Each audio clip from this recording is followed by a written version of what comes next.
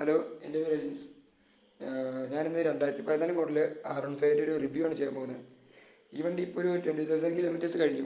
അതിലൊരു 15,000 കിലോമീറ്റേഴ്സ് ഞാനാണ് ഓടിച്ചത്. അപ്പോൾ അതിൻ്റെ ബേസിസിലുള്ള എൻ്റെ പേഴ്സണൽ ഒപ്പീനിയൻ വെച്ചിട്ടുള്ള റിവ്യൂ ആയിരിക്കും ഇത്. R15 V2യുടെ സ്പെസിഫിക്കേഷനെ പറ്റി പറയുവാണെങ്കിൽ വണ്ടി 17 bhp പവർ 8500 RPM ഉണ്ടാക്കും. പിന്നെ അതിൻ്റെ ഒപ്പം തന്നെ വണ്ടി 15 Nm ടോർക്ക് 7500 RPM. വണ്ടി ഫ്യൂൽ ഇഞ്ചക്ഷൻ വണ്ടിയാണ്. പിന്നെ 6 സ്പീഡ് ഗിയർ ബോക്സ് ആണ് Yamaha കൊടുത്തിരിക്കുന്നത്. ലിക്വിഡ് കൂൾഡ് എഞ്ചിനാണ്. എന്ന് വെച്ച് കഴിഞ്ഞാൽ വണ്ടിയിൽ ഇത് റേഡിയേറ്റർ അസംബ്ലി ഉണ്ട്. ഫ്രണ്ടിൽ 267 mm ഡിസ്ക് ബ്രേക്കും ബാക്കിലാണെങ്കിൽ 220 mm ഡിസ്ക് ബ്രേക്കുമാണ് വണ്ടിയിൽ സ്റ്റോക്കായിട്ട് കമ്പനി കൊടുത്തേക്കുന്നത്. ഇത് 150cc എഞ്ചിനിൽ ഇത്രയും ലുക്ക് വെച്ച് ഇതിനു മുമ്പ് വേറെ വണ്ടികൾ ഇന്ത്യയിൽ ലോഞ്ച് ചെയ്തിട്ടില്ല. R1 ലുക്കായിട്ട് ഏകദേശം ഇൻസ്പയർഡ് ആയിട്ട് അതിൻ്റെ ഒരു മിനിയേച്ചർ മോഡൽ പോലെ തന്നെ ഉണ്ടാക്കിയിരുന്ന വണ്ടിയാണ്. പിന്നെ ഇതിൻ്റെ മിറേഴ്സ് എന്ന് പറയുമ്പോൾ സാധാരണ ഇങ്ങനത്തെ ഒരു വണ്ടികളിൽ വരുന്നതിൽ 2 മിററുകളും മിറർ ഉണ്ടാവും എന്ന് പറഞ്ഞാൽ അല്ലാണ്ട് അതിന് വിസിബിലിറ്റി വലിയ കാര്യത്തിൽ ഉണ്ടാവുകയില്ല. ഈ വണ്ടിയുടെ കാര്യത്തിൽ നോക്കുകയാണെങ്കിൽ നല്ല ഹൈ ക്വാളിറ്റി വിസിബിലിറ്റി ഉണ്ടാവും. നമ്മുടെ ബാക്കിലുള്ളതൊക്കെ കറക്റ്റായിട്ട് എല്ലാം നമുക്ക് ക്ലിയർ ആയിട്ട് കിട്ടും. അങ്ങനെയാണ് ഈ R15ൻ്റെ മിററിൽ രണ്ടും കൊടുത്തേക്കുന്നത്. R15ൻ്റെ മെയിനായിട്ടൊരു ഡ്രോബാക്ക് എന്ന് പറഞ്ഞു കഴിഞ്ഞാൽ ഇങ്ങനത്തെ ഒരു ക്വാളിറ്റിയുള്ളൊരു വണ്ടിയായിട്ട് പോലും ഇവർ കൊടുത്തിരിക്കുന്നത് ഈ ഒരു മിററും ഈ ഒരു ഇൻഡിക്കേറ്ററുമാണ്.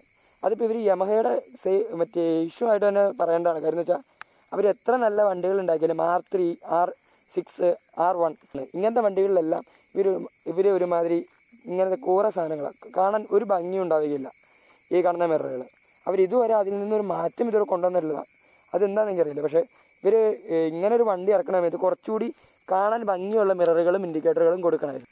പിന്നെ പറയാനുള്ളത് ഈ വണ്ടിയുടെ സ്വിച്ച് അസംബ്ലിനെ പറ്റിയാണ്. വണ്ടിയുടെ സ്വിച്ച് അസംബ്ലി നോക്കുകയാണെങ്കിൽ ലെഫ്റ്റ് സൈഡിലാണെങ്കിൽ ഒരു ഹോണിൻ്റെ സ്വിച്ച് ഉണ്ട്. അതിൻ്റെ മുകളിലായിട്ട് ഇൻഡിക്കേറ്റർ ഉണ്ട്. പിന്നെ ഹൈ ബീം, ലോ ബീം, പിന്നെ പാസ് സ്വിച്ച്. റൈറ്റ് സൈഡ് നോക്കുകയാണെങ്കിൽ തന്നെ എൻജിൻ കിൽ സ്വിച്ചും ഉണ്ട്. പിന്നെ അതിൻ്റെ താഴെ വണ്ടിയുടെ പാർക്ക് വേണോ അതോ നോ ലൈറ്റ്, പിന്നെ ലൈറ്റ് ഇടുന്നത്, പിന്നെ ഇഗ്നിഷൻ സ്വിച്ചും ഉണ്ട്. പിന്നെ വണ്ടിയുടെ സ്പീഡോമീറ്റർ അല്ലെങ്കിൽ RPM മീറ്റർ നോക്കുകയാണെങ്കിൽ അതിൻ്റെ ഉള്ളിലുള്ള സംഭവം എന്ന് വെച്ച് കഴിഞ്ഞാൽ ഇത് വണ്ടിയുടെ മറ്റേ ഓഡോമീറ്റർ എന്ന് വെച്ചാൽ അത് കഴിഞ്ഞ് ഒരെണ്ണം കൂടി എടുത്തു കഴിഞ്ഞാൽ ട്രിപ്പ് മീറ്റർ, പിന്നെ second trip metre, neutral indicator ഉണ്ട്, പിന്നെ ഇത് ഹൈ ബീമിൻ്റെ സ്വിച്ച്, പിന്നെ ഇത് ഹൈ ടെമ്പറേച്ചർ ആകുന്നതിൻ്റെ ഒക്കെ, പിന്നെ എൻജിൻ ചെക്ക് ചെയ്യാനുള്ള സ്വിച്ചും ഉണ്ട്. പിന്നെ ഇതിൽ മേജറായിട്ട് പറയാനുള്ള R15ൻ്റെ കിറ്റിൻ്റെ ക്വാളിറ്റി ഒക്കെയാണ്. ഈ ഫ്രണ്ട് കിറ്റ്, ഈ സൈഡ് കിറ്റ്, പിന്നെ ഈ താഴെയുള്ള പീസ്, ഇതൊക്കെ പറഞ്ഞാൽ നല്ല ബലത്തിലാണ് അവർ ഉണ്ടാക്കിയത്. ഈ വൈസർ ഇതെല്ലാം നല്ല ബലത്തിലാണ് അവർ ഉണ്ടാക്കിയിരിക്കുന്നത്. ഇതിൻ്റെ കിറ്റ് വൈബ്രേഷൻ ഭയങ്കര കുറവാണ്. പക്ഷേ ഇതിൻ്റെ ഡ്രോബാക്ക് വരുന്നത് ഈ ടെയിൽ പീസിലാണ്. ടെയിൽ പീസ് എന്ന് പറഞ്ഞു കഴിഞ്ഞാൽ സത്യം പറഞ്ഞു കഴിഞ്ഞാൽ ഭയങ്കര സ്റ്റോക്കൺ ടെയിൽ പീസാണ് ഇവർ കൊടുത്തിരുന്നത്. പിന്നെ R15ൻ്റെ മൈലേജിനെ പറ്റി പറയുകയാണെങ്കിൽ ഒരു ആവറേജ് ഒരു 68 ആ സ്പീഡിലൊക്കെ പോവുകയാണ് ഈ വണ്ടിക്ക് ഒരു നോർമലായിട്ട് കിട്ടുന്ന മൈലേജ് എന്ന് പറഞ്ഞാൽ ഒരു 40 to 45 ഇടയ്ക്കായിരിക്കും കിട്ടുക. RPM ലിമിറ്റ്, പിന്നെ ടോപ്പ് എൻഡ് എങ്ങനെയൊക്കെ നോക്കുന്നവർക്ക് മൈലേജ് അതൊരു 35, ഒരു 36, 37 വരെയൊക്കെ വരുന്നവരും ഉണ്ട്. 60 km സ്പീഡ് മാക്സിമം പിടിച്ചു കഴിഞ്ഞിട്ട് ആ ഒരു സ്പീഡിൽ തന്നെ ലോക്ക് ചെയ്തിട്ട് ഗിയർ ഷിഫ്റ്റിംഗ് ഒന്നുമില്ലാതെ വണ്ടി കൊണ്ടു നടക്കാമെന്ന് വിചാരിക്കും. 50+ എന്തായാലും കിട്ടും. എനിക്ക് തന്നെ ഒരു 55, 56 ഹൈവേയിൽ കിട്ടിയിട്ടുണ്ട്. ഡിജിറ്റൽ മീറ്ററാണ് ഇതിൻ്റെ ഉള്ളിൽ വന്നേക്കുന്നത്. അപ്പോൾ ഡിജിറ്റൽ ആയതുകൊണ്ട് ഒരിത്തിരി അങ്ങോട്ടോ ഒരിത്തിരി ഇങ്ങോട്ടോ വ്യത്യാസം വരും. അത് വണ്ടി റിസർവ് ആവുന്ന സമയത്ത് ഇവിടെ താഴെ ട്രിപ്പ് 2യുടെ പകരം ഇവിടെ F- എഴുതി കാണിക്കും. അപ്പോൾ വണ്ടി നമ്മൾ ഓൺ ആക്കിയിട്ട് കുറച്ച് നേരം ചിരിച്ച് വെക്കുകയാണെങ്കിൽ ചിലപ്പോൾ ഹാഫ് ടാങ്ക് പെട്രോൾ ഉണ്ടെങ്കിലും റിസർവ് എന്ന് കാണിക്കും. പിന്നെ വണ്ടിയുടെ മേജർ പറയാനുള്ളത് വെച്ച് കഴിഞ്ഞാൽ വണ്ടി റിസർവ് ആയി കഴിഞ്ഞാൽ F- കാണിച്ച് നമ്മൾ ഓടിക്കും. പക്ഷെ നമ്മൾ പെട്രോൾ അടിച്ച് കഴിഞ്ഞാൽ അപ്പം തന്നെ ഈ F- നിന്ന് തിരിച്ച് മെയിനായിട്ട് കയറില്ല.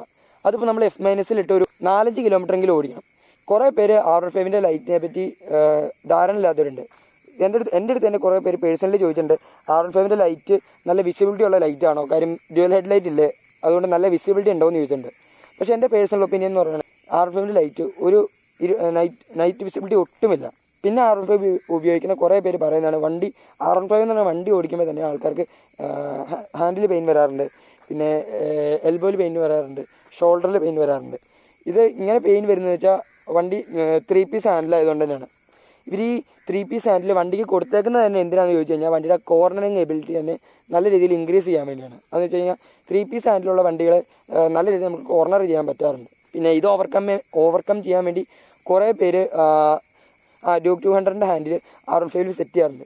അത് R15 സെറ്റ് ചെയ്ത് കഴിഞ്ഞ് കഴിഞ്ഞാൽ പിന്നെ ആ വണ്ടി ഒരു ലോങ് ക്രൂസിങ് ചെയ്യുമ്പോൾ നമുക്ക് ഒരു ബുദ്ധിമുട്ടുണ്ടാവില്ല. ഡ്യൂക്ക് 200 ഹാൻഡിൽ കയറ്റുമ്പോൾ ഒരു ഇഷ്യൂ എന്ന് വെച്ച് കഴിഞ്ഞാൽ വണ്ടി ഇപ്പോൾ നമുക്ക് നല്ല രീതിയിൽ കോർണർ ചെയ്യാൻ പറ്റും. പക്ഷേ ഈ 3 പീസ് ഹാൻഡിൽ ഉള്ളപ്പോൾ നമുക്ക് ചെയ്യാൻ പറ്റുന്ന കോർണറിങ് നമുക്ക് പിന്നെ ഡ്യൂക്ക് 200 ഹാൻഡിൽ ചെയ്യാൻ പറ്റുന്നില്ല. നമ്മളിപ്പോൾ ഒരു ഡ്യൂക്ക് 200 ഹാൻഡിൽ വെച്ച് കഴിഞ്ഞാൽ പിന്നെ ലുക്സിൽ നല്ല വ്യത്യാസം വരുന്നുണ്ട്. കുറേ വണ്ടികളിൽ ഇപ്പോൾ R15 കിറ്റ് കയറ്റിയതായിട്ട് വരുന്നുണ്ട്. അപ്പോൾ നമ്മൾ ഏകദേശം ഒരു അകലേന്ന് നോക്കുന്ന സമയത്ത് ഹാൻഡിൽ പൊങ്ങിയിരിക്കും. അപ്പോൾ നമുക്ക് ചെറുതായിട്ടൊരു തോന്നൽ വരാനും ചാൻസ് ഉണ്ട് ഇത് R15 തന്നെയാണോ. പിന്നെ R15 വേറൊരു ഇഷ്യൂ എന്ന് വെച്ച് കഴിഞ്ഞാൽ നമ്മളിപ്പോൾ വണ്ടി ഒന്ന് മറിഞ്ഞു ചാടി കഴിഞ്ഞ് ഈ സൈഡിലത്തെ കിറ്റൊക്കെ പോയി, അല്ലെങ്കിൽ സ്റ്റിക്കറൊക്കെ പോയി. ഇത് എൻ്റെ 1-2 പോയില്ലേ അതുപോലെ. അങ്ങനെ പോയി കഴിയുകയാണെങ്കിൽ യമഹക്കാർ ചെയ്യുന്നൊരു പരിപാടി എന്ന് വെച്ചാൽ ഇങ്ങനത്തെ സ്റ്റിക്കറുകൾ വേറെ വാങ്ങാൻ കിട്ടത്തില്ല, അവർ വേറെ തരുന്നുമില്ല. ഈ ഇതൊന്നും നമുക്ക് ഷോറൂമിൽ നിന്ന് കിട്ടത്തില്ല. അവർ തരുന്നത് വെച്ച് കഴിഞ്ഞാൽ നമ്മളിപ്പോൾ ഈ പീസ് ഫുള്ളായിട്ട് മാറ്റുവാണെങ്കിൽ മാത്രമേ നമുക്ക് സ്റ്റിക്കർ കിട്ടുള്ളൂ. പിന്നെ മെയിനായിട്ട് വണ്ടിയെ പറ്റി പറയാനുള്ള വണ്ടിയുടെ ഹീറ്റിങ്ങിനെ പറ്റിയാണ്. വണ്ടി ഹീറ്റ് മാനേജ്മെൻറ്റ് അടിപൊളിയാണ്. ഈ വണ്ടിയുടെ ഹീറ്റ് ആകുമ്പോൾ ഇത് ഇവിടുത്തെ റേഡിയേറ്റർ ഓൺ ആവുക തന്നെ ചെയ്യും. അപ്പോൾ വണ്ടിയുടെ റേഡിയേറ്റർ ഓഫ് ആകുന്നവരെ വണ്ടി ഓൺ ആക്കിയിട്ട് കഴിഞ്ഞിട്ട് മാത്രമേ താക്കോൽ വരാൻ പാടുള്ളൂ. പിന്നെ R15 പറ്റി പറയാനുള്ള R15 ക്രൂസ് സ്പീഡ് എന്ന് പറയുമ്പോൾ ഒരു 60 to 80 ഇടയ്ക്കാണ് വരിക. ഈ സ്പീഡുകളുടെ ഇടയ്ക്ക് വണ്ടിക്ക് ഒരു രീതിയിൽ വൈബ്രേഷൻ തോന്നാറുമില്ല. മറ്റേ ഹൈ സ്പീഡിൽ വൈബ്രേഷൻ ഉണ്ടോ എന്ന് ചോദിച്ചു കഴിഞ്ഞാൽ തന്നെ വണ്ടിക്ക് ഒരു 110, 120 വരെ ഒന്നും വൈബ്രേഷൻ ഒന്നും വലിയ രീതിയിൽ തോന്നില്ല. ഈ 120 കഴിഞ്ഞിട്ടൊക്കെ കയറുമ്പോഴാണ് വണ്ടിക്ക് വൈബ്രേഷൻ വരിക. അത് പറയുമ്പോൾ ഫുഡ് പെക്കി വരും, പിന്നെ ഹാൻഡിലുമ്പോൾ ചെറിയ രീതിയിൽ വരും. സീറ്റിമൊന്നും അത്ര വലിയ രീതിയിലൊന്നും നമുക്ക് തോന്നില്ല. അതൊക്കെ നമുക്ക് അഡ്ജസ്റ്റ് ചെയ്യാവുന്ന വൈബ്രേഷന് സീറ്റിലുള്ളൂ. പിന്നെ R15 പറ്റി പറയാനുള്ള R15 മെയിൻ്റനൻസിനെ പറ്റിയാണ്. R15 മെയിൻ്റനൻസ് എന്ന് പറയുമ്പോൾ അത് ഓയിൽ ചേഞ്ചിൻ്റെ വ്യത്യാസം അനുസരിച്ചിരിക്കും. നമ്മളിപ്പോൾ സിന്തറ്റിക് ഓയിലാണ് ഒഴിക്കണമെങ്കിൽ ഒരു 4000 5,000 ഇടയ്ക്ക് മെയിൻറ്റെയിൻ ചെയ്താൽ മതി, അത് സർവീസിന് കൊടുത്താൽ മതി.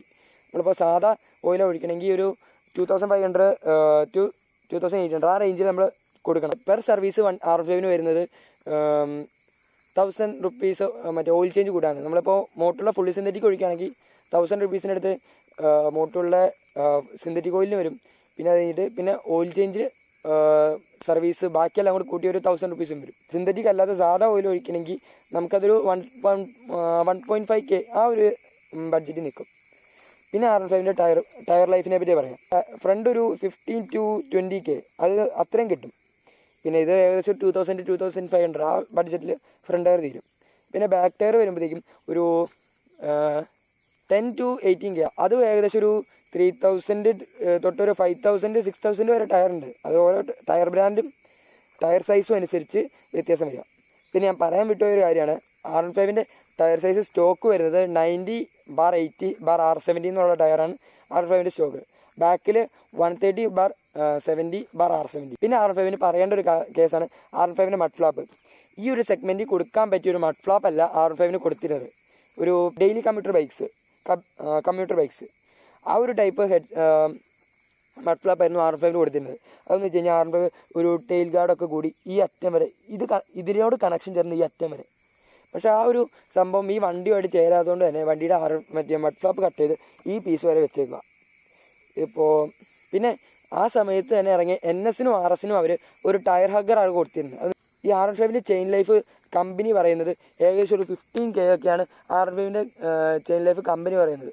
കമ്പനി മറ്റേ യൂസേഴ്സ് ഏകദേശം ഒരു ആവറേജ് കിട്ടുന്നത് ഒരു 15K, അതായത് 15,000 കിലോമീറ്ററാണ് അവർ ആവറേജ് കിട്ടുന്നത്. ഇത്ര ഒരു ലൈഫ് കിട്ടണമെങ്കിൽ തന്നെ, അല്ലെങ്കിൽ അതിലും കൂടുതൽ കിട്ടണമെങ്കിൽ തന്നെ വണ്ടി ഒരു 500 കിലോമീറ്റേഴ്സിലും നിങ്ങൾ ചെയിൻ ലൂബ് ചെയ്യണം. പിന്നെ ഒരു 3000 കിലോമീറ്റേഴ്സ് മാക്സിമം ആ ഒരു ഇതിൽ ചെയിൻ ഫുള്ള് ക്ലീൻ ചെയ്യണം.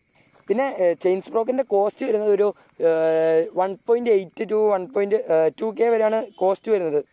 പിന്നെ R15 ബ്രേക്ക് പാഡിനെ പറ്റി പറയുന്നത്. ഫ്രണ്ടിലത്തെ ബ്രേക്ക് പാഡ് ഏകദേശം ഒരു എനിക്ക് സ്റ്റോക്ക് കിട്ടിയത് ഒരു 11K എങ്ങാണ്ടായിരുന്നു. 700 rupees ബ്രേക്ക് പാഡ് മാത്രം. അപ്പോൾ ഞാനത് ഞങ്ങളുടെ ക്ലബ്ബിലൊക്കെ അന്വേഷിച്ച സമയത്ത് പറഞ്ഞു അത്ര ഇത് ഇടണ്ട, നമ്മൾ അതിലും പുറത്ത് ആഫ്റ്റർ മാർക്കറ്റ് ആയിട്ട് വേറെ ബ്രേക്ക് പാഡ് കിട്ടും. ഒരു 250 to 300 ആ റേഞ്ചിലെ റേറ്റ് വരുന്നുള്ളൂ. പിന്നെ ഫ്രണ്ടിലത്തെ ബ്രേക്കിങ്ങിനെ പറ്റി പറയുകയാണെങ്കിൽ നല്ല അപാരമായിട്ട് കിട്ടുന്നുണ്ട്. എനിക്ക് സ്റ്റോക്കിൻ്റെ അത്രയും കിട്ടുന്നുണ്ട്, അല്ലെങ്കിൽ സ്റ്റോക്കിന് കൂടുതൽ കിട്ടുന്നുണ്ടെങ്കിലും കുറവില്ല. പിന്നെ R15 ബാക്ക് ബ്രേക്കിനെ പറ്റി പറയുകയാണെങ്കിൽ ബാക്ക് ബ്രേക്ക് ബൈറ്റ് കുറവാന്ന് ഞാൻ പറഞ്ഞല്ലോ. ബാക്ക് ബ്രേക്ക് മാറ്റിയപ്പോൾ ഞാൻ പിന്നെ സ്റ്റോക്ക് തന്നെ ഇട്ട് ഷോറൂമിൽ തന്നെ മാറ്റി.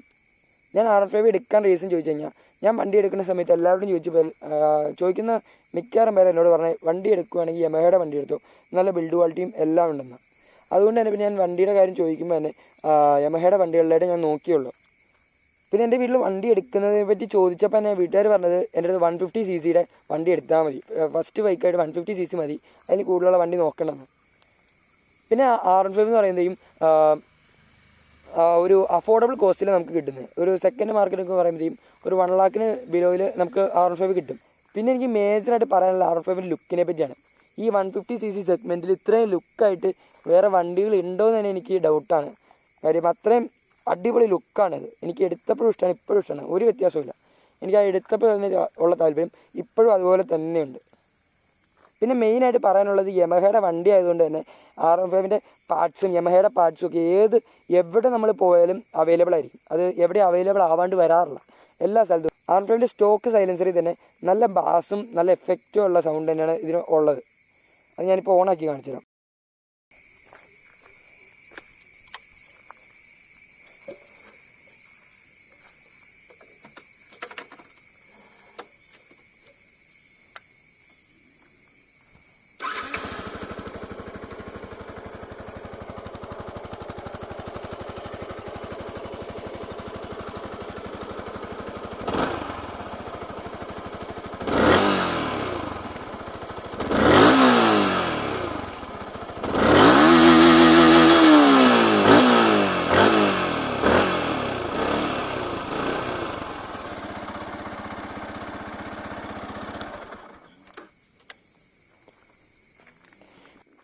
പിന്നെ R15 മെയിൻ ഒരു അഡ്വാൻറ്റേജ് എന്ന് പറഞ്ഞാൽ 150cc വണ്ടി ആയതുകൊണ്ട് തന്നെ ഒരു 100cc ബൈക്ക് അല്ലെങ്കിൽ ബൈക്കൊക്കെ ഓടിച്ച് ശീലമുള്ള ആർക്ക് വേണമെങ്കിലും സുഖമായിട്ട് ഈ വണ്ടി ഓടിക്കാം.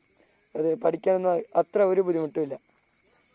പിന്നെ പറയാനുള്ളത് എനിക്ക് R15 ഹൈറ്റിനെ പറ്റിയാണ്. ഇത് 800 mm സീറ്റ് ആയിട്ടാണ് ഈ വണ്ടിക്ക് വരുന്നത്. അപ്പോൾ ഒരു ഹൈറ്റ് കുറഞ്ഞ ആൾക്കാണെങ്കിൽ സുഖമായിട്ട് വണ്ടി താഴെ കാലൂതാം. പിന്നെ സീറ്റിൻ്റെ റഫ്നെസ് പറയുകയാണെങ്കിൽ നല്ല റഫാണ്. ഡ്രൈവർ സീറ്റ് ആയാലും പില്ലൻ സീറ്റ് ആയാലും നല്ല ഇത് റഫാണ് 2 സീറ്റും. ഒരു ലോങ് ഒക്കെ പോകുന്ന സമയത്ത് ഇത് നല്ല ബുദ്ധിമുട്ടായിട്ട് തോന്നും. അപ്പോൾ കുറേ പേര് ജെൽ ബാഗ് അല്ലെങ്കിൽ എയർ ബാഗൊക്കെ ഇതിനു വേണ്ടി ഉപയോഗിക്കുന്നവരുണ്ട്. അത് യൂസ് ചെയ്യുന്നതോടെ ആ ഒരു ഇഷ്യൂ നമുക്ക് മാറ്റി. പിന്നെ ഇതിൻ്റെ റൈഡിങ് പോസ്റ്ററിനെ പറ്റി പറയുകയാണെങ്കിൽ വണ്ടി കയറി ഇരുന്ന് കഴിഞ്ഞിട്ട് പരമാവധി വണ്ടി ബാക്കിലേക്ക് നമ്മൾ ഇറങ്ങിയിരിക്കുക. അത് കഴിഞ്ഞിട്ട് പിന്നെ ഈ 2 കാലുകൾ കൊണ്ട് ഈ ടാങ്കുമ്പോൾ മുറുക്കെ പിടിക്കുക ഇങ്ങനെ.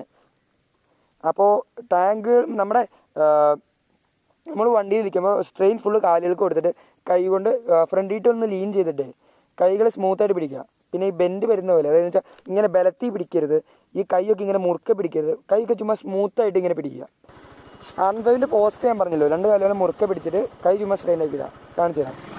ഇത് ഈ കാലുകൾ കൊണ്ട് ഇതുപോലെ മുറുക്കെ പിടിക്കുക, കൈ ഇതേ ഫ്രീ ആയിട്ട് ഇടുക എന്ന് ഇടുക.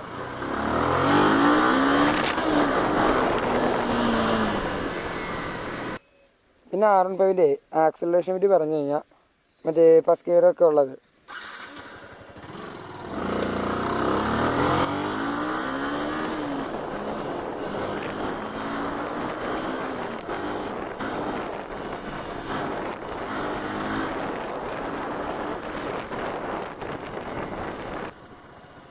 പിന്നെ ഇതിൻ്റെ RPM ലിമിറ്റ് എന്ന് പറയുമ്പോൾ 12K വരെ മറ്റേ സ്റ്റോക്കായിട്ട് നമുക്ക് ഉണ്ടെങ്കിലും ലിമിറ്റ് ഒരു 10.5 വരെ നമുക്ക് കയറാൻ പറ്റുള്ളൂ. അതിന് മുകളിലായിട്ട് കയറണമെങ്കിൽ നമ്മൾ പവർട്രോണിക്സിൻ്റെ പോലത്തെ റേസിംഗ് ECU വാങ്ങിയിടുവാണെങ്കിൽ നമുക്ക് അതിന് മുകളിൽ കയറാം. നമ്മുടെ സ്റ്റോക്ക് ECUവിൽ നമുക്ക് 10.5 RPM വരെ കയറാൻ പറ്റുള്ളൂ. ഞാൻ കാണിച്ചു തരാം.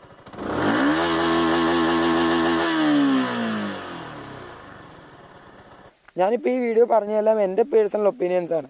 ഞാനിതുവരെ ഈ വണ്ടി ഓടിച്ചിട്ട് ഇതുവരെ എനിക്ക് കിട്ടിയേക്കുന്ന പ്രശ്നങ്ങളും ഞാനിതുവരെ എനിക്ക് ഇഷ്ടപ്പെട്ട സംഭവങ്ങളെല്ലാം ഞാനിപ്പോൾ പറഞ്ഞേക്കുന്നത്.